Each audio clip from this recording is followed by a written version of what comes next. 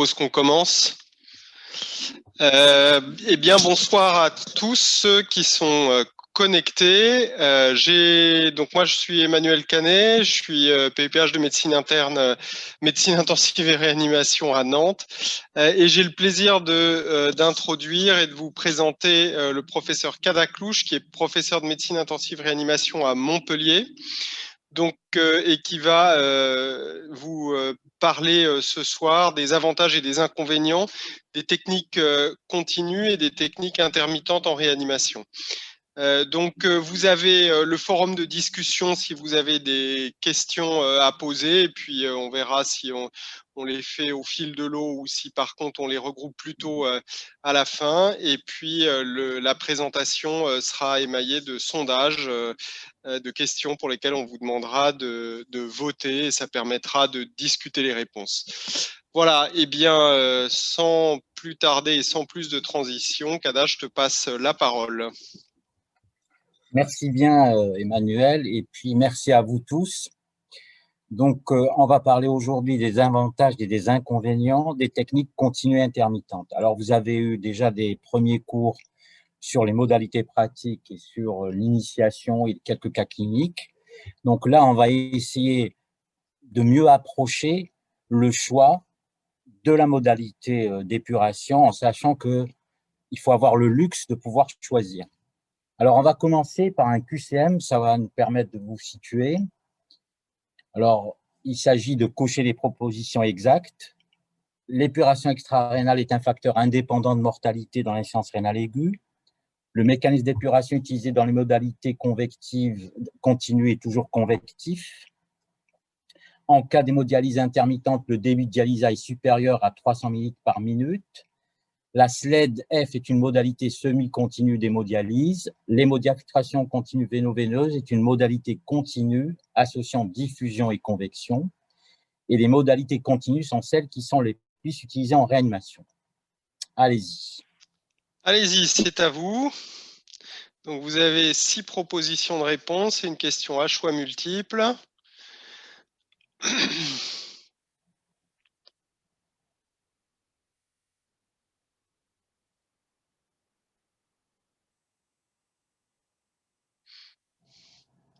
Ok, on a la moitié des votants à peu près. On va attendre encore un petit peu.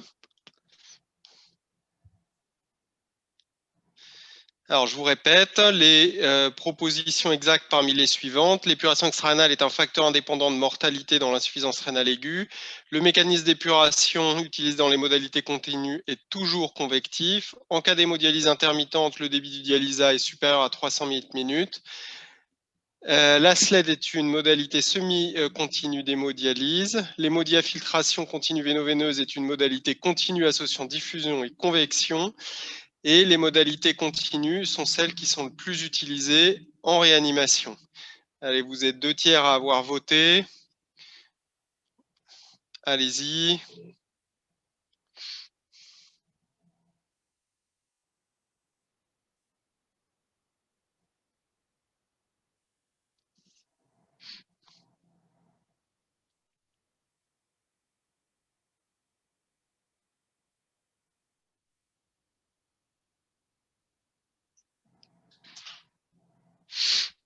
Allez, encore quelques secondes. Il reste...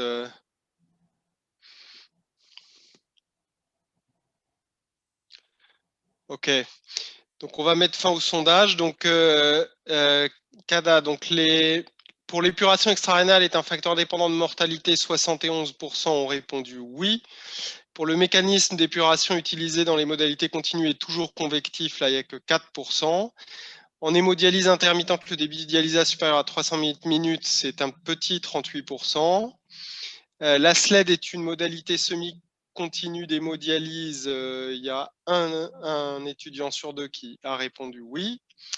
L'hémodiafiltration continue véno-veineuse est une modalité associant diffusion et convection. Les 3/4 ont répondu oui. Et les modalités continues sont celles qui sont le plus utilisées en réanimation. Il y a 54% qui ont répondu oui. Bien. Bon, c'est pas mal, mais il y a quand même une marge de progrès. Alors, nous allons commencer. Alors, on peut fermer ça. Je ferme ça. Hein. On verra les réponses tout à l'heure. Là, non, j'ai plus la main. Je ne peux plus avancer. J'arrive plus à avancer. Ah. Voilà. Alors, l'insuffisance rénale aiguë, maintenant vous le savez, augmente la mortalité des patients qui sont en réanimation. Vous voyez que la mortalité des patients qui sont en insuffisance rénale aiguë est plus de 50%, notamment pour ceux qui sont en épuration extra-rénale. Et vous voyez qu'à long terme, elle va affecter de façon significative la morbidité de ces patients. Et si vous regardez la mortalité en fonction de la sévérité de l'insuffisance rénale aiguë, vous voyez que plus elle est sévère, plus la survie va diminuer. Alors, plusieurs facteurs vont conditionner le pronostic du patient en insuffisance rénale aiguë en réanimation, les défaillances viscérales associées, les comorbidités, les atteintes hémodynamiques, l'état de choc, l'infection. Avec tout ça, il y a un facteur qu'il ne faut pas oublier, qui est l'épuration extra-rénale. Si vous regardez ici, c'est une étude assez ancienne, mais qui montre bien, ici, c'est des scores de sévérité de l'insuffisance rénale aiguë, que vous voyez que plus l'insuffisance rénale aiguë est sévère, plus la méthode de prise en charge n'est plus conservatrice, mais elle va aller de plus en plus vers le traitement d'épuration extra-rénale. Mais ce qui est important, c'est que le traitement d'épuration extra-rénale, il va accroître de façon significative la mortalité. Il s'agit d'un facteur indépendant de la mortalité. Alors, bien entendu, c'est les patients les plus graves qui vont bénéficier d'une épuration extra-rénale, mais après analyse multivariée, il semble bien que ce soit un facteur indépendant de mortalité. Ça augmente de façon significative la mortalité, la durée de séjour aussi bien en réanimation qu'à l'hôpital. Nous allons voir les différentes modalités pour qu'on soit tous d'accord sur les dénominations des modalités de prise en charge en épuration extra-rénale. Quand vous faites de l'épuration extra-rénale, vous faites un transfert de fluide, simplement, c'est ce qu'on appelle l'ultrafiltration, c'est-à-dire que vous enlevez de l'eau et du sel, et vous faites un transfert de soluté. Et lorsque vous faites un transfert de soluté, il y a trois mécanismes qu'on peut utiliser, que sont la diffusion, la convection et un mécanisme qui est beaucoup plus marginal, qui est l'adsorption. Tout ceci aboutit à la clairance d'un soluté, qui est donc la masse du soluté épuré sur le temps rapporté au volume, qui peut s'exprimer en millilitres par minute. Ce qui nous permet de différencier les trois types de traitements qu'on peut utiliser dans l'épuration extra-rénale. La diffusion, alors il s'agit des échanges par gradient de concentration, c'est des échanges entre le sang, contre un dialysat qui va arriver en contre-courant, et vous faites un échange, disons, osmotique. La convection, elle, il s'agit d'une filtration, c'est-à-dire qu'on enlève un ultrafiltrat du sang, et cet ultrafiltrat est remplacé par un infusant qui peut être infusé avant le rein, et c'est de la prédilution, ou après le rein, et c'est de la post-dilution. Donc, c'est ce qu'on appelle le phénomène de convection, et c'est ce qu'on appelle plus vulgairement l'hémofiltration pré- ou post-dilutionnelle. Et en fait, l'absorption, c'est de l'absorption membranaire, qui est en fait, on ne va pas en parler parce que ça dépend du type de membrane que vous utilisez. Donc, on parlera surtout de la diffusion et de la convection. À partir de ces deux mécanismes, vous allez pouvoir décliner toutes les options qui peuvent se présenter à vous, que vous pouvez utiliser dans la prise en charge d'une insuffisance rénale aiguë. Alors, vous voyez que les différentes options, elles vont être différentes selon le temps d'abord. On parle d'hémodialyse ou d'hémodiafiltration intermittente lorsque vous faites des séances de 3 à 4 heures. Et plus vous augmentez le temps, plus vous allez vers les méthodes dites hybrides ou semi-continues, jusqu'aux méthodes continues qui peuvent aller jusqu'à 72 heures sans interruption. Et chaque méthode, vous pouvez utiliser les deux mécanismes, c'est-à-dire de l'hémodialyse, de la diffusion, de l'hémofiltration intermittente, ou combiner les deux, c'est-à-dire de l'hémodiafiltration intermittente. Pareil, vous pouvez faire de la SLED ou de la SLED-F, qui est de la SLED filtration. Vous combinez dialyse et filtration. Et vous pouvez faire de l'hémodialyse ou de l'hémodiafiltration continue véno-veineuse. Ce qu'il faut aussi comprendre pour différencier ces différentes techniques, c'est les débits que vous allez utiliser. Quand vous faites des séances intermittentes, vous voyez que les débits sont au-delà de 250 minutes et le débit dialysa au-delà de 500 minutes. Lorsque vous faites du semi-continu, vous baissez vos débits entre 100 et 200 pour le débit 100 et entre 100 et 300 pour le débit dialysa. Et lorsque vous faites du continu, les débits sont encore plus bas. On ne parle plus de débit par minute, mais par heure, et c'est de 20 à 25 minutes kilo-heure. Ce qui veut dire que la différence principale entre les différentes techniques, c'est la durée du traitement et la rapidité d'ultrafiltration nette et de clairance de soluté. Et vous verrez que c'est important pour la suite. Alors, si l'on regarde un peu ce qui est fait dans le monde, vous regardez ce premier schéma, vous voyez que dans le monde, une majorité de réanimateurs utilisent de l'hémofiltration, 70%. Un peu moins vont utiliser de l'hémodialyse ou de l'hémodiafiltration. Et vous voyez que pour les réanimateurs qui utilisent que du continu, ça dépend un peu du pays pour lequel vous regardez. Si vous regardez l'ensemble des pays, donc en international, il y a plus de 50 réanimations ici, la plupart font de l'hémofiltration, plus de la moitié. Si vous regardez par exemple au Canada, eh bien, ils font surtout de l'hémodiafiltration. Et si vous regardez en Angleterre, ils font surtout de l'hémofiltration. Ce qui veut dire qu'en réanimation, le plus souvent, on utilise des techniques continues. Alors, voici les réponses au QCM de tout à l'heure. L'épuration extra-rénale est un facteur indépendant de mortalité dans l'insuffisance rénale aiguë. Par contre, le mécanisme d'épuration utilisé dans la mortalité est toujours convectif, c'est faux, et ça, la plupart, vous avez répondu juste, mis à part quelques-uns. Donc, vous pouvez faire aussi bien du convectif que du diffusif. Quand vous faites de l'hémodialyse intermittente, votre débit dialysa est supérieur à 300 minutes. En général, on peut monter jusqu'à 500 minutes. C'est des séances courtes, de 3 à 4 heures, donc on est obligé d'augmenter le débit dialysa pour être efficace. La SLED F, donc il y avait un petit piège, il y avait le petit F, qui veut dire filtration. La SLED F, c'est une modalité semi-continue d'hémodiafiltration et non pas d'hémodialyse, parce qu'il y a de la filtration associée. L'hémodiafiltration continue veineuse est une modalité continue qui associe effectivement les deux mécanismes. Et là, plus des 3/4, vous avez répondu juste. Et enfin, les modalités continues sont celles qui sont le plus utilisées en réanimation. Et c'est vrai, en tout cas, jusqu'à maintenant. Autre QCM, la mortalité dans l'insuffisance rénale aiguë traitée par épuration n'est pas associée au type de modalité choisie. En cas d'épuration intermittente, la clairance instantanée est plus élevée par rapport à une épuration continue. En cas d'hémofiltration, la clairance de l'urée est plus élevée en mode prédilutionnel par rapport au mode post-dilutionnel. En cas de mode convectif, la fraction de filtration doit être inférieure à 30%.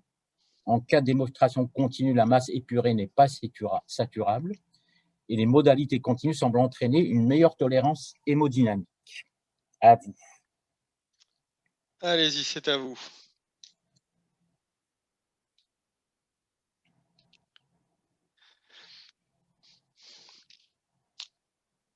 Donc, je vous répète les choix pendant que vous votez. Donc, c'est un... Il faut cocher les propositions exactes parmi les suivantes. La mortalité dans l'insuffisance rénale aiguë traitée par épuration extra-rénale n'est pas associée au type de modalité choisie. En cas d'épuration intermittente, la clairance instantanée est plus élevée par rapport à une épuration continue. En cas d'hémofiltration, la clairance de l'urée est plus élevée en mode prédilution par rapport au mode post-dilution. En cas de mode convectif, la fraction de filtration doit être inférieure à 30%. En cas d'hémofiltration continue, la masse épurée n'est pas saturable et les modalités continues semblent entraîner une meilleure tolérance hémodynamique. C'est à vous. Donc vous êtes à peu près la moitié à avoir voté, les 2/3 bientôt.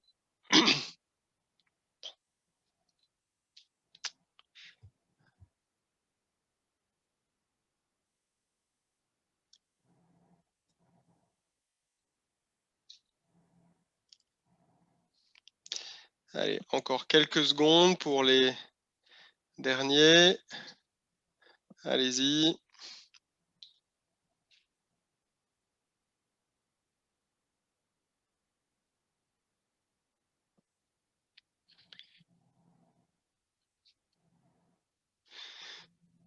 Ok, on va arriver à un peu plus de 80% de votants. D'accord. Donc voici les résultats. Donc pour la mortalité dans l'insuffisance rénale aiguë traitée par épuration extranale n'est pas associée au type de modalité choisie, c'est 83% qui répondent oui. En cas d'épuration intermittente, la clairance instantanée est plus élevée par rapport à une continue, 83% répondent oui. En cas d'hémofiltration, la clairance de l'urée est plus élevée en mode prédilution par rapport au mode post-dilution, personne n'a répondu ça. En cas de mode convectif, la fraction de filtration doit être inférieure à 30%. Il y en a 38% uniquement qui ont répondu oui. En cas d'hémofiltration continue, la masse épurée n'est pas saturable. 24% ont répondu oui. Et les modalités continues semblent entraîner une meilleure tolérance hémodynamique. Ils sont 86% à le penser. Voilà. Bien. Bien. Alors, nous allons avoir la réponse à toutes ces questions. Il y a toujours un temps de latence. Voilà. Alors, avant de parler des différentes modalités, je vais vous présenter ce sondage récent qui a été fait en France, plusieurs réanimations, vous voyez, plus de 80 réanimations, et on demandait aux réanimateurs quelles étaient les raisons du choix d'une modalité par rapport à une autre. Alors, en rouge, c'est non, et en vert, c'est oui. En gros, vous voyez que à peu près tous les réanimateurs manient de façon assez, disons, assez facile l'une ou l'autre. Vous voyez, plus de 80% sont assez, disons, utilisent des méthodes continues assez facilement et 75% les méthodes intermittentes.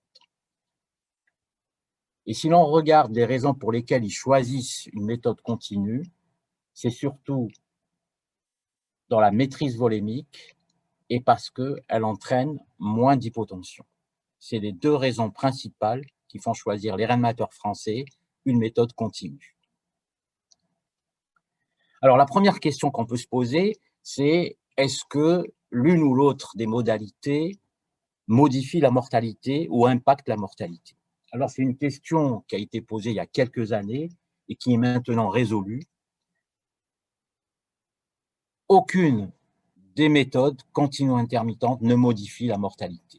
Alors, je vous montre deux études ici randomisées qui sont assez démonstratives. La première, vous voyez, 2004, étude randomisée, 160 patients, hémofiltration continue contre hémodialyse intermittente. Et vous voyez que même en cas d'hémofiltration, la mortalité était légèrement plus élevée chez ces patients, en sachant que les deux populations n'étaient pas tout à fait similaires.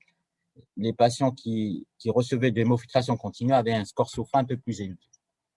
Et puis l'étude HémoDiaf, étude multicentrique française, qui comparait dans l'insuffisance rénale aiguë sévère avec défaillance multiviscérale l'une ou l'autre des techniques, l'hémodiafiltration continue véno-veineuse et hémodialyse intermittente, pas de différence de mortalité entre les deux.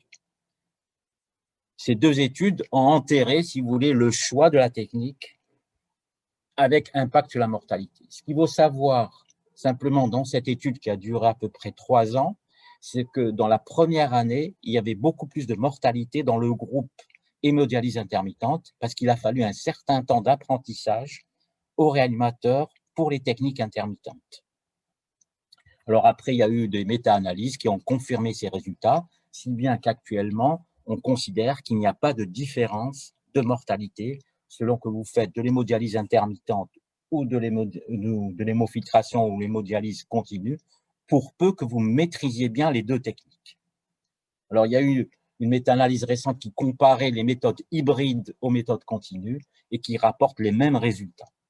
Si bien que si vous regardez les recommandations internationales dans le choix de la modalité, eh bien, ils vous laissent complètement le choix, en tout cas pour ce qui concerne la mortalité, d'utiliser aussi bien des méthodes continues ou des méthodes intermittentes, et ils disent même que ces deux méthodes sont complémentaires. Alors, comment faut-il choisir et sur quels critères pouvons-nous choisir l'une ou l'autre des modalités? Lorsque vous prenez en charge en épuration un patient en insuffisance rénale aiguë, la question qu'il faut se poser, c'est comment assurer la meilleure épuration avec une hémodynamique optimale et le moins de complications possible.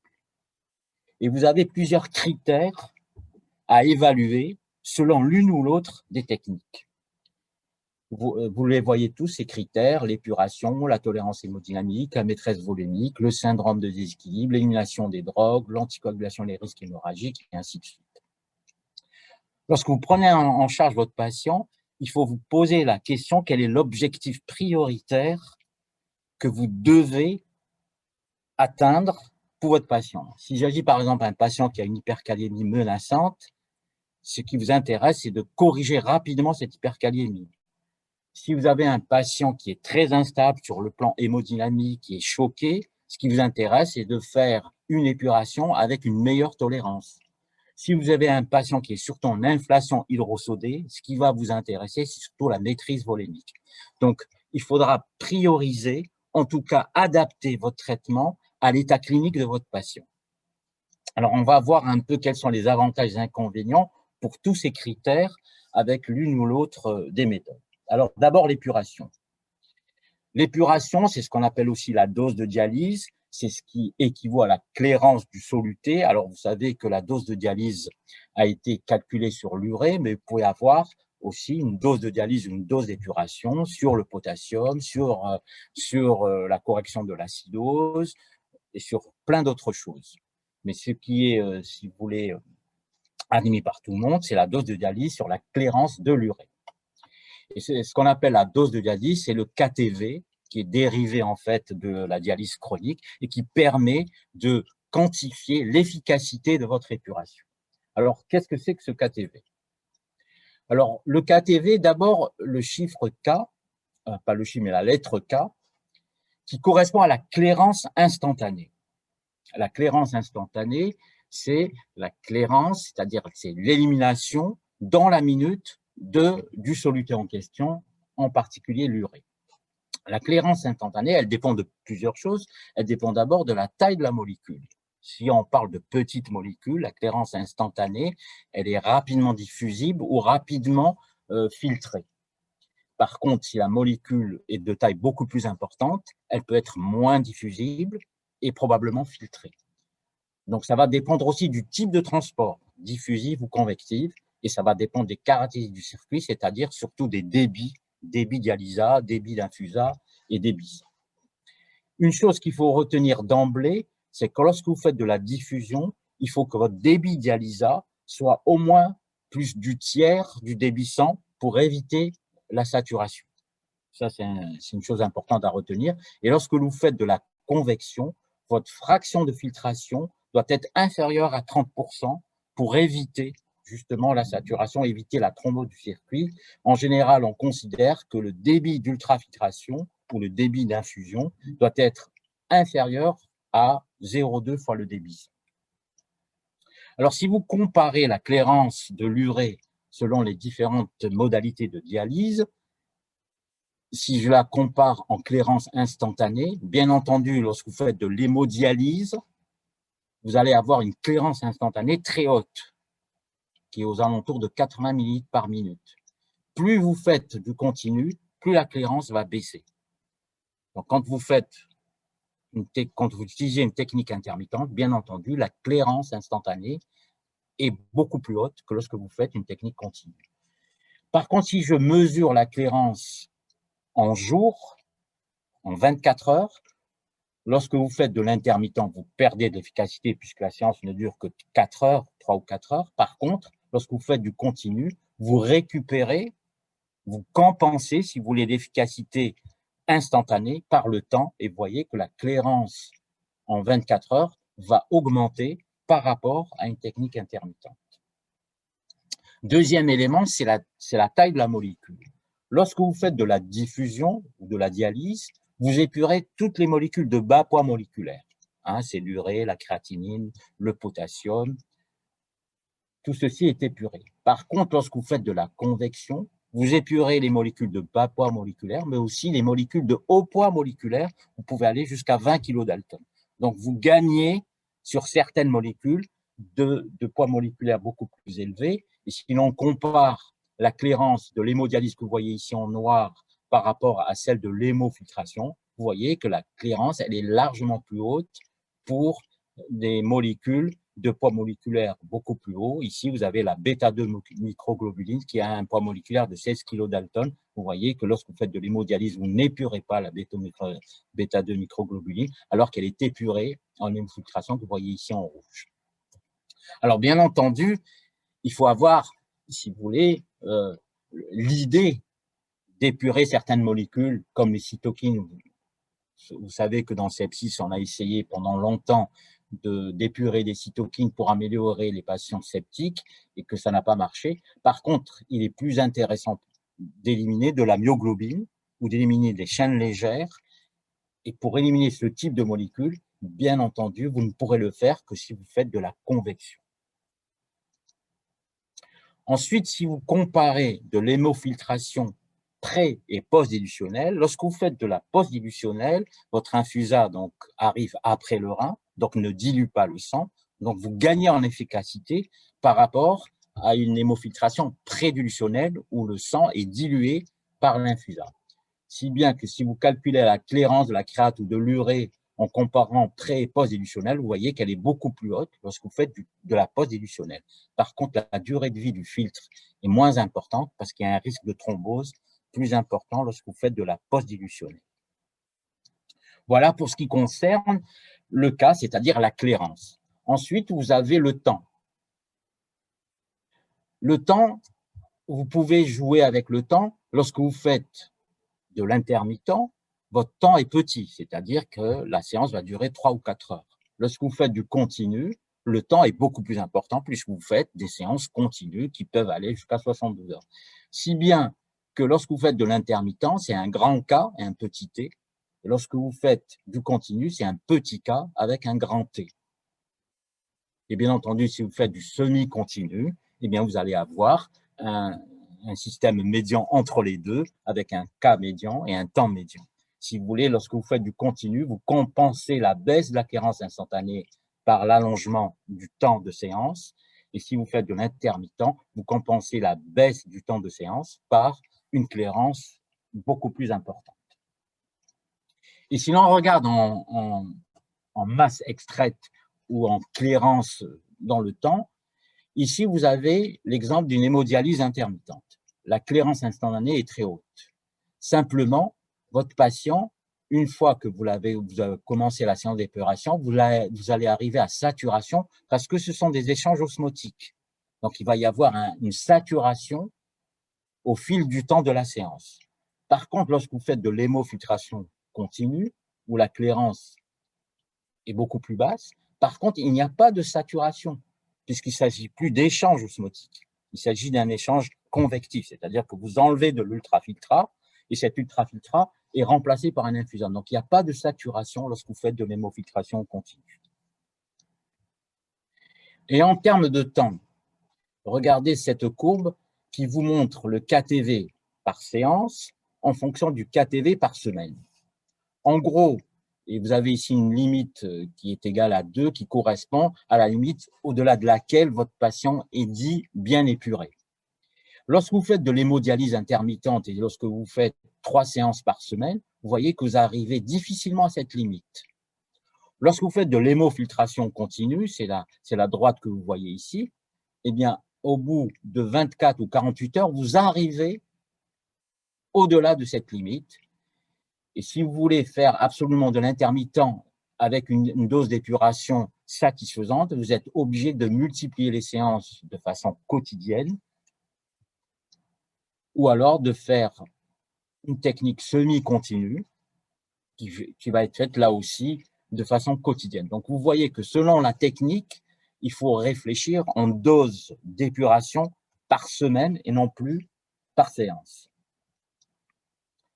Ensuite, sur le plan du contrôle métabolique, si vous comparez continu avec intermittent, lorsque vous faites de l'intermittent, vous allez avoir des variations en accordéon, c'est-à-dire votre patient, il est à ce niveau duré, il est dialysé, il va baisser, il va remonter entre les séances, ainsi de suite. Lorsque vous faites du semi-continu, vous allez retrouver le même accordéon, mais beaucoup plus bas, parce que les séances sont un peu plus longues. Et lorsque vous faites du continu, eh bien, vous clampez quasiment le taux d'urée dans le plasma, parce que vous allez progressivement éliminer l'urée. Il n'y aura plus, vous arrivez en situation d'équilibre par cet effet continu. Et si je regarde la bêta-2 microglobuline, dans le poids moléculaire est beaucoup plus élevé, eh bien, lorsque vous faites de la dialyse intermittente ou même de la dialyse semi-continue, vous n'arrivez pas à éliminer la bêta-2 microglobuline. Par contre, si vous faites de l'hémofiltration, du fait de la convection, vous allez pouvoir éliminer de la bêta-2 microglobuline. Reste le dernier facteur qui est le volume. Alors, le volume, très difficile à apprécier en réanimation. Vous savez que le patient de réanimation a un volume de distribution qui varie beaucoup, qui augmente ou qui diminue. Donc, très souvent, on réfléchit en termes de KT pour la dose d'épuration, plus qu'en termes de KTV, qui est beaucoup plus difficile à apprécier chez le patient de réanimation. Alors, est-ce que cette dose d'épuration va influer sur la mortalité? Alors, il y a eu cette étude de Ronco qui a été publiée il y a une dizaine d'années dans le Lancet, où il a comparé trois, si vous voulez, doses d'épuration qui allaient de 20 à 45 millilitres/kilo/heure en hémofiltration. Et il montrait que les patients qui avaient plus de 20 millilitres/kilo/heure de convection avaient une mortalité ou une survie qui était largement plus haute par rapport aux autres. Une étude du même type, mais en hémodialyse, avec une étude randomisée qui comparait des patients qui étaient hémodialysés de façon quotidienne par rapport à des patients qui étaient hémodialysés un jour dans l'autre. Et là aussi, il montrait une amélioration de la mortalité, de la survie lorsque l'hémodialyse était faite de façon quotidienne, si bien qu'à partir de ces deux études, on a déterminé ce qu'on appelle la dose de dialyse adéquate. En hémofiltration, il fallait un débit d'infusa supérieur à 35 millilitres/kilo/heure et en hémodialyse, un KTV hebdomadaire supérieur à 6. Après est venue l'étude du New England qui voulait étudier si l'intensification de la dose de dialyse pouvait améliorer la mortalité. Alors, vous voyez plus de 1000 patients en insuffisance rénale aiguë. On comparait l'hémodialyse intermittente 3 fois 4 heures versus 6 fois 4 heures par semaine, la SLED 3 fois 8 heures versus 6 fois par semaine, et l'hémodiafiltration continue véno-veineuse avec des débits de différence d'efficacité. Et vous voyez que les patients en intensification avaient la même mortalité que les patients qui avaient une épuration extra-rénale standard. Et on constatait d'ailleurs que chez les patients chez lesquels on avait intensifié la dose de dialyse, il y avait beaucoup plus de pertes de phosphore, de pertes de potassium, donc plus d'hypokaliémie, plus d'hypophosphorémie. Si bien, et là, il y a eu plusieurs autres études qui ont confirmé ces résultats, si bien qu'actuellement, il ne semble pas qu'il y ait d'intérêt à intensifier l'épuration extra-rénale chez les patients en insuffisance rénale aiguë. Il n'y a aucun intérêt à augmenter la dose au-delà de 25 millilitres/kilo/heure. Alors, ce qui est actuellement recommandé, c'est lorsque vous faites de l'hémodialyse intermittente, il faut avoir un KTV supérieur à 4 par semaine. Et si vous faites de l'hémofiltration continue, il faut être au-delà de 20 à 25 millilitres/kilo/heure. Alors, une chose importante qu'il faut savoir, c'est que la dose que vous allez prescrite n'est pas forcément la dose délivrée. On sait qu'il y a une différence toujours de 20% entre ce qui est prescrit et ce qui est délivré. Alors, il y a plusieurs facteurs qui expliquent la différence ou la disproportion à la dose prescrite et la dose délivrée. D'une part, chez le patient, par exemple, instable sur le plan hémodynamique, vous allez avoir des arrêts inopinés pendant la séance qui vont diminuer de son efficacité. Vous pouvez avoir des microtrombies qui vont diminuer de l'efficacité de votre épuration au cours de la séance. Et ce qu'il faut surtout retenir, c'est si vous faites de l'hémofiltration prédilutionnelle, il faut s'assurer que votre débit sang est supérieur à 200 ml/min, surtout si votre débit d'infusion est supérieur à 25 ml/kH. Si vous faites du post-dilutionnel, vérifiez que votre PTM est inférieur à 150, sinon vous perdez de l'efficacité. Et si vous faites de l'hémodialyse continue, il faut avoir une surface du filtre supérieure à 1 mètre carré et un débit dialysa adéquat. Deux facteurs qui vont aggraver, si vous voulez, la disproportion entre la dose prescrite et la dose délivrée. Vous voyez ici le downtime, c'est-à-dire tous ces arrêts pendant la séance. Vous voyez que plus les arrêts se prolongent, plus la dose prescrite par rapport à la dose délivrée, la différence est d'autant plus importante. En bleu, ici, vous avez un downtime qui est égal à 0 par rapport à un downtime qui a plus de 6 heures. Vous voyez, pour 25 ml/kH, vous voyez, vous êtes à moins de 80% de la dose prescrite. Le deuxième effet, c'est les patients qui sont en surcharge. Plus le patient est en surcharge hydrosodée, plus vous allez voir qu'il y a une disproportion entre la dose prescrite et la dose délivrée, probablement parce que le patient nécessite une ultrafiltration plus importante, probablement qu'il va chuter en tension et qu'on va progressivement diminuer les débits, progressivement perdre de l'efficacité. Donc, il est très important de vérifier que votre dose prescrite soit effectivement délivrée. Si bien que si vous voulez arriver à une dose de 25 ml/kH, il faut probablement se mettre à un niveau à 30 ou même 35 ml/kH pour être sûr d'arriver à ces niveaux-là. Le deuxième critère qui va être important pour juger de l'une ou l'autre des modalités, c'est l'hémodynamique et l'impact cardiovasculaire. Dans cette étude, vous voyez que ici, vous avez en abscisse le nombre d'agents vasopresseurs.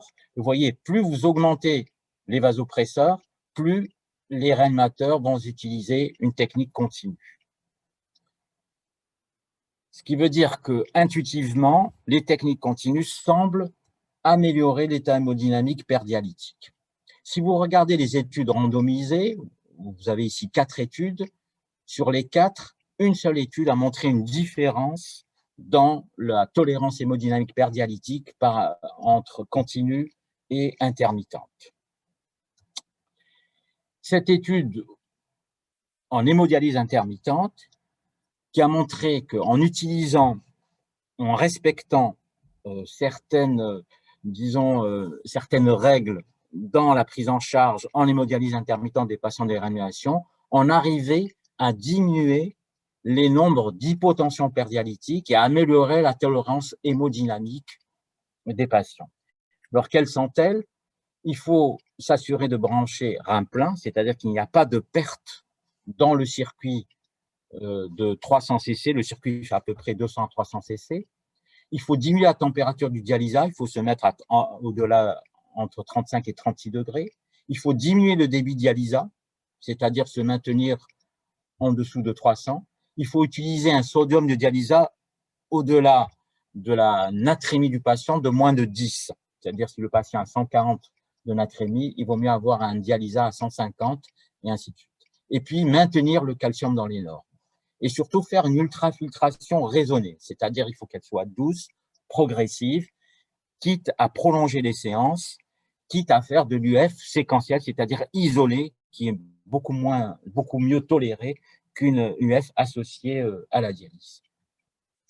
Alors cette méta-analyse récente qui répertoriait toutes les manœuvres qui sont utilisées pour améliorer l'hémodynamique perdialytique, et vous voyez que les interventions qui étaient jugées efficaces, c'est le sodium du dialysat élevé, la baisse de température du dialysat et la baisse du débit d'UF. Alors, retenez parmi les stratégies qui visent à améliorer la tolérance hémodynamique perdialytique, celles que je vous ai déjà dites pour les modalités intermittentes. Pour les modalités continues, il ne faut pas hésiter à régulièrement réévaluer votre taux d'ultrafiltration. Dans les recommandations internationales, vous voyez qu'on suggère d'utiliser plutôt les modalités continues pour les patients dits en état hémodynamique instable. Donc, voilà les réponses pour vos questions. La mortalité dans l'insuffisance rénale aiguë traitée par hypertension rénale n'est pas associée au type de modalité choisie, ça c'est vrai, et je pense que la plupart ont répondu juste. En cas d'épuration intermittente, la clairance instantanée est plus élevée. Là aussi, je crois que vous avez été nombreux à répondre juste. Par contre, lorsque vous faites du prédilutionnel, eh bien, la clairance de l'urée est beaucoup plus basse par rapport au mode post-dilutionnel. La fraction de filtration, par contre, seul un tiers avait répondu juste. Elle doit obligatoirement être inférieure à 30% si vous voulez être efficace. Et puis, en hémofiltration continue, il n'y a pas de saturation de la masse épurée. Plus vous continuez votre traitement, plus vous épurez de l'urée et de la créatinine. Et puis, les modalités semblent, j'ai bien mis semblent, entraîner une meilleure tolérance hémodynamique. Troisième QCM, l'inflation hydrosodée est associée à la mortalité. Le syndrome des équilibres ne peut pas survenir en hémofiltration continue. En cas d'hémodialyse intermittente, une UF séquentielle peut y être associée. L'hypotension artérielle intradialytique est souvent liée à une hypovolémie. L'hémodiafiltration intermittente permet une meilleure maîtrise volémique qu'une hémofiltration continue. En cas d'atteinte cérébrale aiguë, il est préférable d'utiliser une modalité intermittente. Alors, c'est à vous. Allez-y.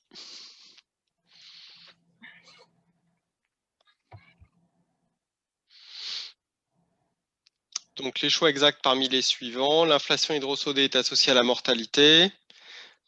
Le syndrome de déséquilibre ne peut pas survenir en hémofiltration continue. En cas d'hémodialyse intermittente, une UF séquentielle peut y être associée. L'hypotension artérielle intradialytique est souvent liée à une hypovolémie. L'hémodiafiltration intermittente permet une meilleure maîtrise volumique qu'une hémofiltration continue. Et en cas d'atteinte cérébrale aiguë, il est préférable d'utiliser une modalité intermittente.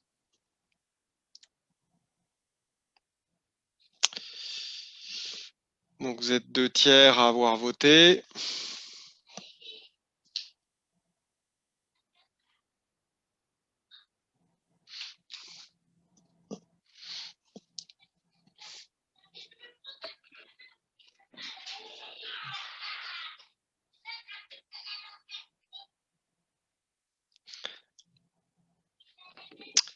Allez, on vous laisse encore quelques secondes. Les 3 quarts ont voté.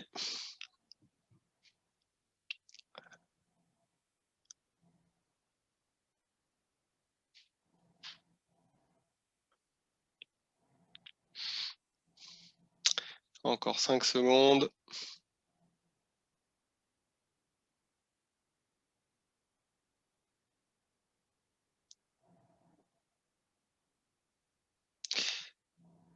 OK. Donc voilà les résultats. Donc l'inflation hydrosodée est associée à la mortalité. 81% ont répondu oui. Le syndrome de déséquilibre ne peut pas survenir en hémofiltration continue. 13% ont répondu oui. En cas d'hémodialyse intermittente, une UF séquentielle peut y être associée. 90% ont dit oui. L'hypotension intradialytique est souvent liée à une hypovolémie. 84% ont dit oui. L'hémodiafiltration intermittente permet une meilleure maîtrise volumique qu'une hémofiltration continue. 6% ont dit oui. Et en cas d'atteinte cérébrale aiguë, il est préférable d'utiliser une modalité intermittente. Un quart ont répondu oui.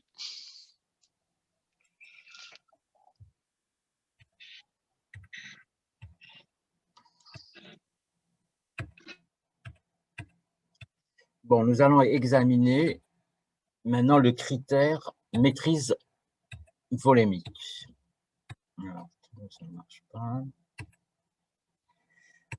Alors, l'inflation hydrosodée aggrave le pronostic de l'insuffisance rénale aiguë, c'est vrai, et ça a été démontré dans plusieurs études. Je montre celle-ci qui montre que le patient qui est en inflation hydrosodée a une survie significativement plus basse que celui qui n'est pas en inflation. Alors, l'inflation hydrosodée, elle a des effets systémiques en fait. Au niveau cardiaque, il y a un édème myocardique, ça peut aggraver, ça Ça peut aggraver la contractilité myocardique au niveau hépatique, au niveau cérébral, au niveau intestinal, donc à tous les niveaux. Donc l'inflation hydrosodée aggrave le pronostic de l'insuffisance rénale aiguë. Alors cette étude est intéressante. Vous voyez qu'il y a plus de 1000 patients en insuffisance rénale aiguë. Et puis on a regardé le taux d'UF qui a été administré à ces patients. Et vous voyez que les patients qui ont un taux d'UF supérieur ou inférieur plutôt, inférieur à 20 millilitres kilo par jour, ont une mortalité beaucoup plus importante que ceux qui ont un taux d'UF beaucoup plus important. Ce qui voudrait dire que les patients chez lesquels vous pouvez avoir un volume d'ultrafiltrat plus haut, qui ont un équilibre hémodynamique qui permet cela, eh bien, ils vont avoir une meilleure survie. C'est ce qui est montré ici. Plus votre taux d'UF est important, plus l'odd ratio de la mortalité va baisser. En fait, lorsque vous avez une insuffisance rénale aiguë, votre taux d'UF doit être adapté à l'état clinique, à l'état hémodynamique. Vous voyez, une insuffisance rénale aiguë qui est en état stable au point de vue hémodynamique, vous allez arriver assez vite en euvolémie. Par contre, chez le patient choqué, il faut prendre beaucoup plus de temps. C'est chez ces patients que le taux d'UF est beaucoup plus bas. Alors, si l'on compare l'une ou l'autre des techniques quant à la maîtrise volémique, à la maîtrise de l'inflation hydrosodée, ici, une étude randomisée qui comparait hémodialyse intermittente et hémodialyse continue véno-veineuse. Et vous voyez les patients qui sont en hémodialyse intermittente, eh bien, ils ont beaucoup plus de mal à perdre le poids en excès, et cela avec une baisse significative de la pression artérielle moyenne que vous n'observez pas en hémofiltration continue. Cependant, cette étude ne montrait pas de différence de mortalité entre les deux groupes, ni de différence de recouvrement de la fonction rénale. En fait, ce qui se passe, c'est que lorsque vous utilisez une forme continue, progressivement, vous allez pouvoir faire perdre du poids à votre patient sans pour autant déséquilibrer son état hémodynamique, ce que vous ne pouvez pas faire, vous allez avoir du mal à le faire en hémodialyse intermittente. Vous voyez dans cette étude, il montre qu'il y a un échappement du poids chez les patients qui sont en hémodialyse intermittente. En fait, si vous comparez les trois techniques intermittentes, semi-continue et continue, lorsque vous faites du continu, là aussi, vous clampez votre poids, vous maintenez un poids stable, vous arrivez à éliminer tout ce que vous apportez, par exemple, en perfusion et tout l'eau et le sel qui est en excès. Lorsque vous faites de l'hémodialyse intermittente, vous allez faire varier le poids en accordéon, de même si vous faites du continu. Vous voyez ici la variation de la volémie et avec une baisse de tension beaucoup plus importante si vous faites des techniques intermittentes. Donc, il est beaucoup plus facile de maîtriser la volémie lorsque vous utilisez des techniques continues. Ensuite, le syndrome de déséquilibre. Lorsque vous faites une épuration extrarénale, donc vous faites baisser l'urée dans le secteur vasculaire de façon importante. Par contre, au niveau du liquide cérébrospinal, cette baisse est beaucoup moins importante de l'urée parce qu'il faut le temps des équilibres entre les différents secteurs. Si bien que l'osmolalité va baisser dans le sang, il va y avoir une différence d'osmolalité entre les deux secteurs et un passage d'eau dans le secteur intracellulaire au niveau cérébral et vous créez un édème cérébral. C'est ce qu'on appelle le syndrome inverse. Alors, ça peut arriver lorsque vous baissez de façon assez rapide et assez importante le taux d'urée dans le plasma. C'est ce qui arrive lorsque vous faites de l'hémodialyse intermittente. Et vous pouvez retrouver le même mécanisme lorsque vous corrigez trop rapidement une acidose métabolique, c'est-à-dire vous apportez du bicarbonate dans le secteur vasculaire, donc le pH va augmenter, donc le CO2 va réaugmenter pour équilibrer le pH qui diffuse librement dans le secteur cérébral. Par contre, le bicarbonate, lui, ne va pas diffuser et vous créez une acidose intracérébrale paradoxale. Alors, vous voyez que dans le syndrome des équilibres inverses, vous avez plus de risques quand vous utilisez des formes intermittentes qui sont rapides, efficaces, que lorsque vous faites des formes continues. Il n'y a pratiquement pas de syndrome inverse si vous faites si vous utilisez des modalités continues. Par contre, il y a un risque important lorsque vous utilisez des formes intermittentes. Alors, il y a des facteurs de risque. Le principal facteur de risque qu'il faut retenir, c'est l'atteinte cérébrale aiguë, traumatisme cérébral, hémorragie intracérébrale et l'insuffisance hépatique aiguë. Je crois que c'est les deux pathologies pour lesquelles il faudrait prioriser une technique continue par rapport à une technique intermittente. Alors, cette étude taïwanaise, c'est une étude rétrospective. Alors, ils ont mélangé des patients chroniques et des patients aigus. Ils ont montré, vous voyez, avec plus de 10 ans de suivi, que lorsque vous faites, chez les patients qui ont une atteinte cérébrale, lorsque vous faites de l'hémodialyse intermittente, eh bien, vous aggravez de façon importante les dégâts cérébraux par rapport à une technique continue. Si bien qu'il est recommandé, lorsque vous avez une atteinte cérébrale aiguë, une hypertension intracrânienne, d'utiliser des techniques continues. Donc, si les réponses au quiz de tout à l'heure, l'inflation hydrocytaire associée mortalité, je crois que la plupart ont répondu oui. Le syndrome des équilibres ne peut pas survenir en hémofiltration continue, oui, plus de 80% avaient dit oui. En cas d'hémodialyse intermittente, vous pouvez faire de l'UF séquentiel, bien entendu, on l'avait dit tout à l'heure. L'hypotension artérielle intradialytique est souvent liée à une hypovolémie, et ça peut être aussi lié à une baisse du débit cardiaque, mais c'est souvent une hypovolémie. L'hémodiafiltration intermittente ne permet pas une meilleure maîtrise volémique qu'une hémofiltration continue. Par contre, en cas d'atteinte cérébrale aiguë, il est préférable d'utiliser une modalité intermittente. À peine un quart avait répondu oui, donc ça, il faut le retenir. Il faut utiliser une méthode continue lorsqu'il y a une atteinte cérébrale aiguë. Quatrième QCM, il faut faire une dose de charge d'aminosyde quel que soit le mode d'épuration extra-rénale. L'adaptation des doses d'antibiotiques est la même pour tous les modes d'épuration. Une anticoagulation régionale par le citrate diminue la mortalité dans l'insuffisance rénale aiguë. L'hémodialyse intermittente entraîne plus de coagulation des circuits que l'hémodialyse continue.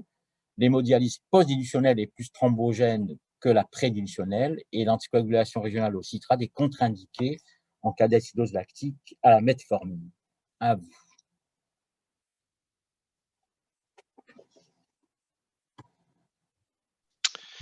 Alors, c'est à vous pour ce quatrième QCM à choix multiples.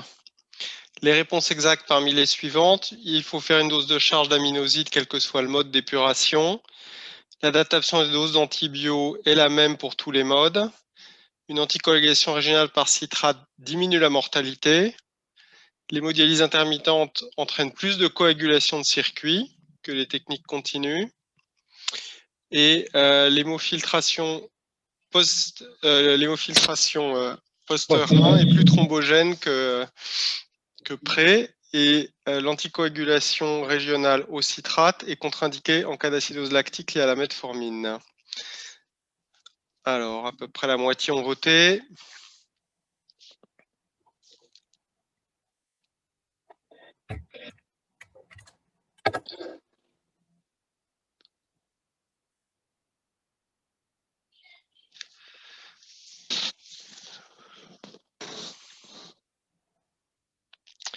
Ok, on arrive aux 2/3.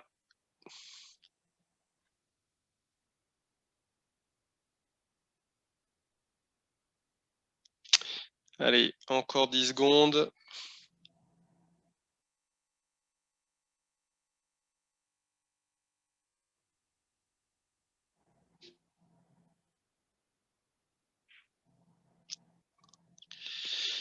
Ok, donc voici les résultats. Donc il faut faire une dose de charge d'aminosyde, quel que soit le mode d'épuration.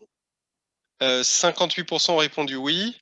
L'adaptation des doses d'antibio est la même pour tous les modes, ça c'est que 15%. Une anticoagulation régionale par citrate baisse la mortalité. 62% ont répondu oui. L'hémodialyse intermittente entraîne plus de coagulation de circuits. 15% uniquement ont répondu oui. L'hémofiltration post-rein est plus thrombogène. Oui, pour 77%. Et l'anticoagulation régionale au citrate est contre-indiquée en cas d'acidose lactique. Eh bien, c'est à peu près 1 sur 2 qui a répondu oui, 46%.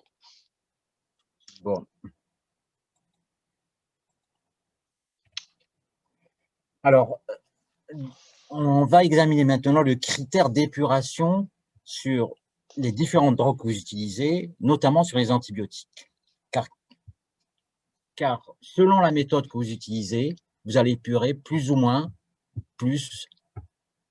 d'antibiotiques ou de drogues, où vous allez perdre plus ou moins de phosphore, de potassium et d'ion. Là, vous voyez les différentes modalités, si vous faites de l'intermittent 3 fois par semaine, 4 fois par semaine, et ainsi de suite, et vous voyez qu'il est plus facile d'adapter vos antibiotiques lorsque vous faites du continu parce que la clairance, elle est stable. C'est beaucoup plus difficile si vous faites de l'intermittent. Par contre, si vous faites du continu, vous avez des pertes potassiques et des pertes de phosphore qui sont beaucoup plus importantes par rapport à l'intermittent. Bien entendu, elles vont dépendre de la durée de l'épuration extrarénale et de la composition du dialysa et d'infusa, ce qui veut dire que lorsque vous faites du continu, veillez à contrôler votre phosphorémie et votre kaliémie, quitte à les compenser. Ensuite, pour ce qui est des antibiotiques, en gros, lorsque vous donnez un antibiotique, il faut une dose de charge, quelle que soit la méthode, en particulier pour les aminosides. Il faut une dose de charge, il faut la donner juste avant le début de la séance, et ensuite une dose d'entretien, qui, elle, va dépendre de beaucoup de choses. Elle va dépendre de la clairance extrarénale, c'est-à-dire de la clairance de votre modalité, et vous verrez qu'il y a des abats qui vont vous donner la dose à adapter, et puis de la clairance hépatique. Bien entendu, vous devez surveiller et monitorer les concentrations plasmatiques de vos antibiotiques et de vos drogues pour être au mieux et pour donner la meilleure posologie adéquate pour vos patients. Mais sachez que, quelle que soit la modalité, les doses ne sont pas les mêmes et vont être différentes selon la modalité choisie. Ensuite, pour ce qui concerne la coagulation du circuit, en fait, la coagulation se fait surtout au niveau du filtre. Et vous voyez que plus vous allez faire de l'ultrafiltration, plus vous allez créer une hémoconcentration à la fin du filtre et donc une thrombose du circuit. Si bien que par ordre décroissant de thrombogénicité, c'est d'abord l'hémofiltration post-dilutionnelle qui est la plus thrombogène, puis l'hémofiltration prédilutionnelle, puis enfin l'hémodialyse intermittente. Donc les formes continues sont beaucoup plus thrombogènes que les modes intermittentes et l'hémofiltration post-dilutionnelle beaucoup plus que la prédilutionnelle. Simplement est arrivée l'anticoagulation régionale au citrate. Alors il y a eu plusieurs études dans la première, c'est à 12 masse, mais je vous montre celle-ci, qui a montré que lorsque vous utilisez du citrate, eh bien, vous augmentez de façon significative la durée de vie de filtre, mais vous ne changez rien du tout sur la mortalité.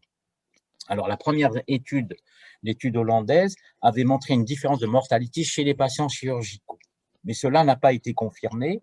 Et je vous montre la dernière étude, qui est une étude randomisée allemande, qui a, vous voyez, plus de 1000 patients citrate versus héparine, et vous voyez que ça augmente de façon significative la durée de vie du filtre avec le citrate, mais la mortalité est similaire dans les deux groupes. Par contre, il y avait beaucoup plus d'effets adverses dans le groupe citrate, notamment les troubles métaboliques. Ils trouvaient un peu plus d'infections dans le groupe métabolique, mais ça, on ne va pas en discuter. Ça peut faire le thème d'un autre webinaire. Les contre-indications de l'anticoagulation régionale au citrate, eh bien, c'est chaque fois que le foie n'arrive pas à métaboliser le citrate. Insuffisance hépatique aiguë, ce n'est pas une contre-indication absolue. Les états de choc, notamment les états de choc avec une acidose lactique très sévère, et bien entendu, dans certains états de choc, vous pouvez utiliser de l'anticoagulation au citrate pour peu que vous puissiez monitorer les différents troubles métaboliques qui s'y associent. Par contre, contre-indication lorsqu'il y a une intoxication à la metformine, c'est-à-dire lorsqu'il y a une acidose lactique liée à la metformine, et celles liées au paracétamol, toutes les intoxications en fait qui bloquent le métabolisme mitochondrial. Donc, juste une minute. Allô? Je peux te rappeler tout à l'heure pour c'est urgent. 5 minutes. Donc, l'anticoagulation au citrate est largement indiquée actuellement, sauf si vous avez une contre-indication pour le citrate, celle que je vous ai indiquée tout à l'heure. Donc, pour les réponses au QCM, il faut faire une dose de charge d'aminosyde, quel que soit le mode d'épuration, oui. L'adaptation n'est pas la même, donc ça, c'était faux. Une anticoagulation régionale diminue la mortalité, ça, c'est faux. Il y a une bonne partie qui a dit que c'était vrai, mais actuellement, on sait que ça ne diminue pas la mortalité. Par contre, ça augmente la durée de vie du filtre. L'hémodialyse intermittente entraîne plus de coagulation des sucres que l'hémodialyse continue. Non, c'est faux, puisque, je vous l'ai dit, les modalités intermittentes coagulent beaucoup moins que les modalités continues. Par contre, l'hémofiltration post-dilutionnelle est plus thrombogène que la prédilutionnelle, oui, et l'anticoagulation régionale au citrate est contre-indiquée en cas d'acidose lactique à la metformine. Dernier QCM, la récupération rénale ne sont pas liées au mode d'épuration. En cas d'hypercalémie menaçante, l'hémodialyse intermittente est préférable par rapport à la continue. En cas d'édème cérébral, une modalité continue est préférable. En cas de forte instabilité hémodynamique, les modalités continue et semi-continue peuvent être préférées. L'anticoagulation au citrate doit être utilisée sauf contre-indication. Il faut toujours utiliser la modalité la mieux maîtrisée. Ça fait un peu le résumé de tout ce qu'on a dit depuis le début. Alors à vous.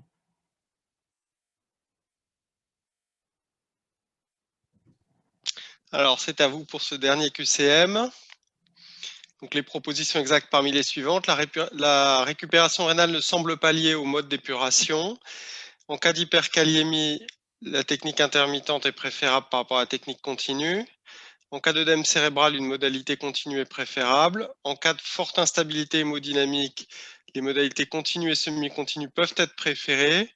L'anticoagulation régionale citrate doit être largement utilisée sauf contre-indication. Et il faut toujours utiliser la modalité la mieux maîtrisée. Allez-y.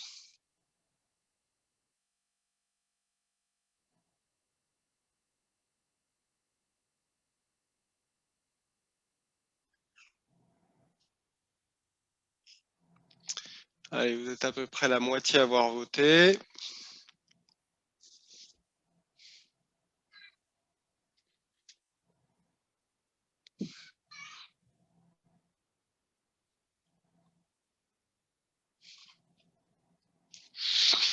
Les 2/3 ont voté. On laisse encore 15-20 secondes.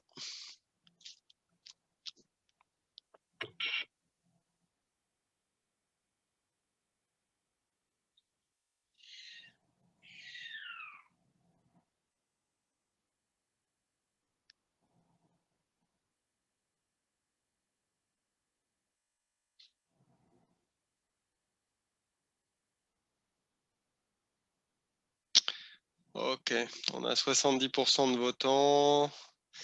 Allez-y, encore quelques secondes.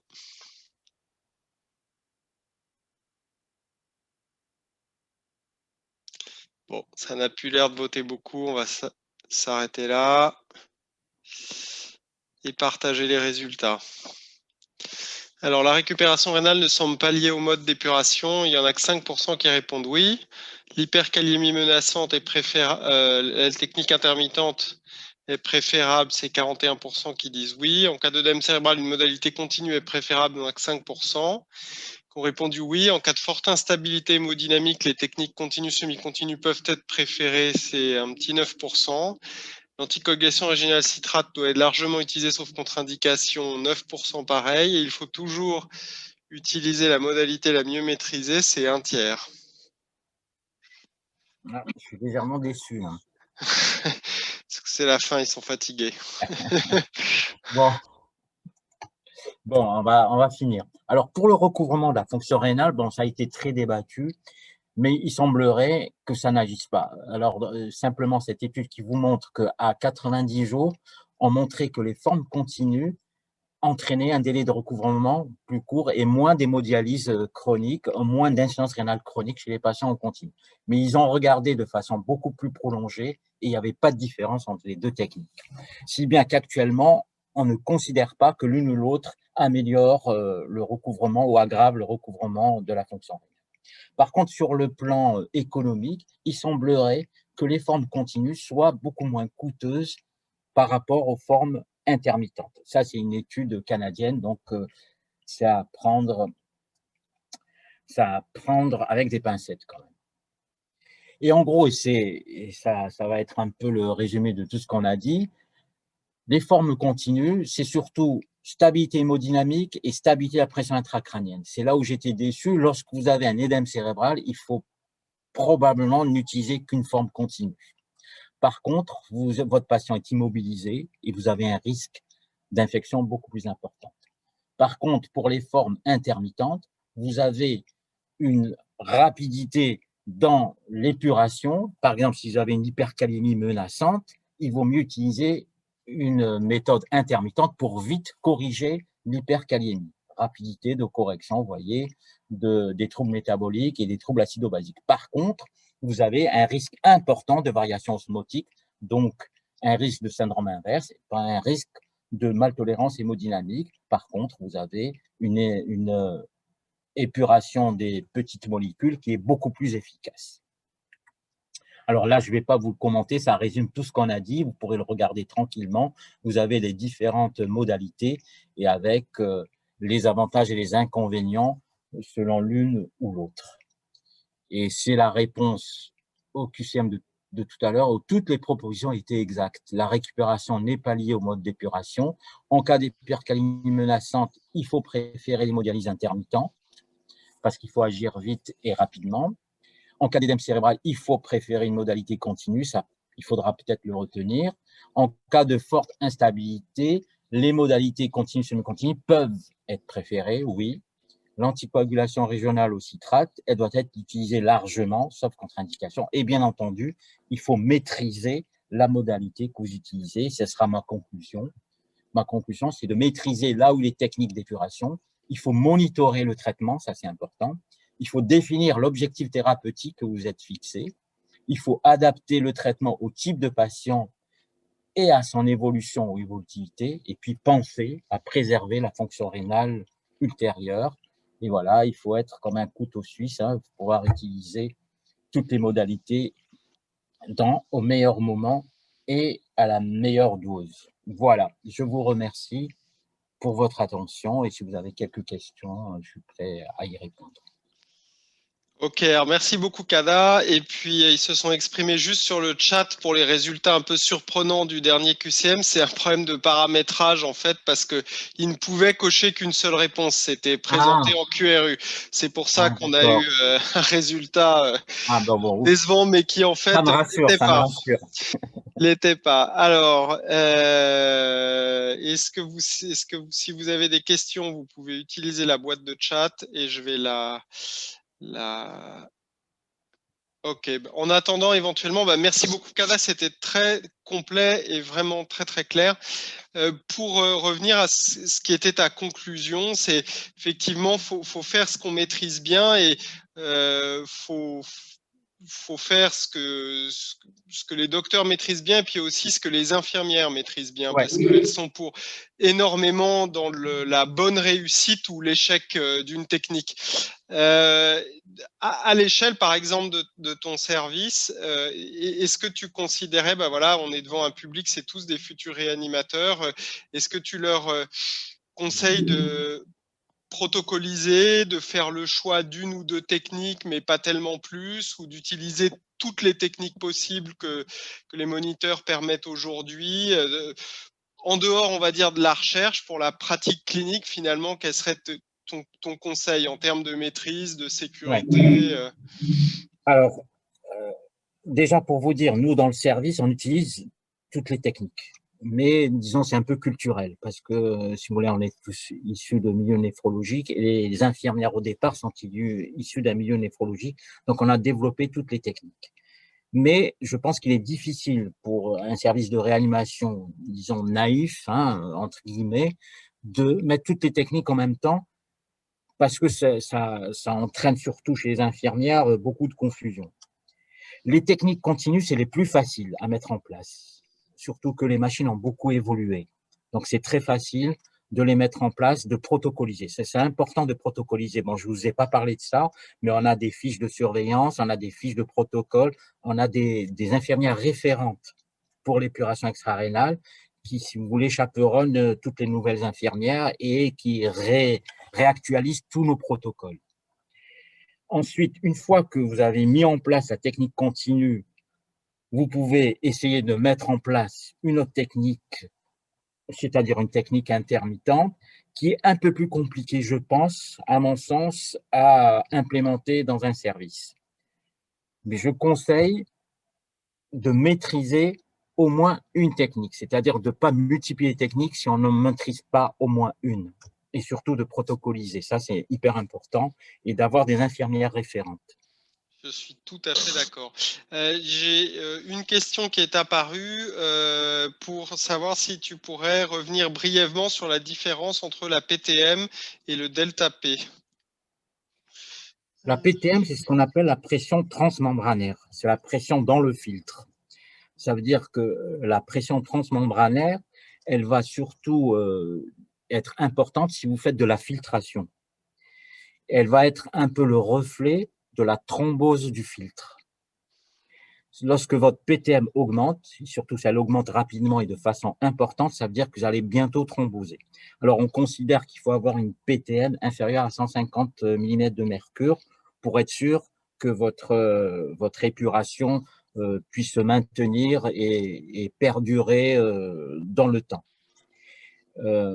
En général, lorsque la PTM augmente, on peut faire des rinçages de circuit, mais ça oblige de rajouter du sérum Phi à votre patient, ou alors on peut faire des bolus d'anticoagulants.